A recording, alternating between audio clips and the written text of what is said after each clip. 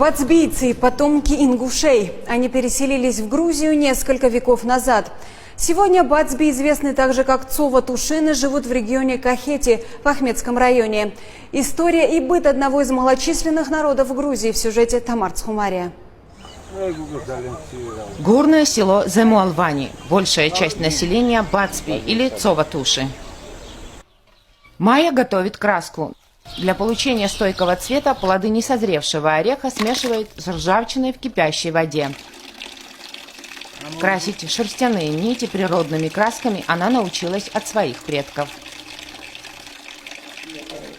Ткет ковер по старинному традиционному методу. Траекторию каждой нити рассчитывает по миллиметрам.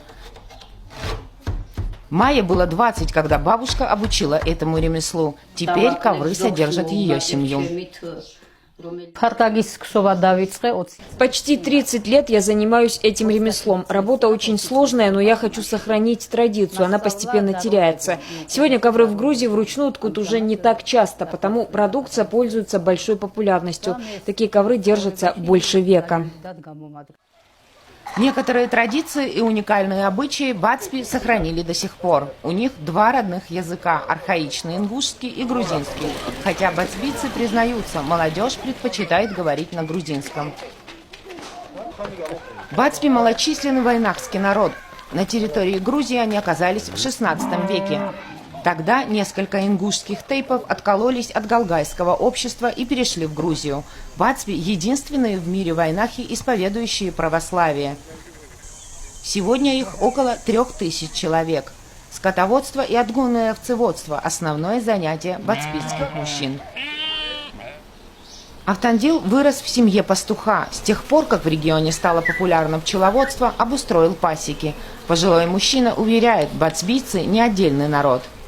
Мы Цова-Туши, но себя называем Бацбий. Для всех остальных мы просто Туши. В записях этнографа Бессариона Нижарадзе говорится о том, что Бацби жили на территории Грузии в сванском селении Ушгули еще до 16 века. Они защищали границу. Бацби то же самое, что и Туши, а значит грузины. Любопытно и то, что среди бацбийцев существует понятие «вайнах», которое переводится как «наш народ» и подразумевает общность чеченцев и ингушей. Они себя называют вайнахами-грузинами. Тамар Цхумария, Леван Кантидзе, Грузия, канал ПИК.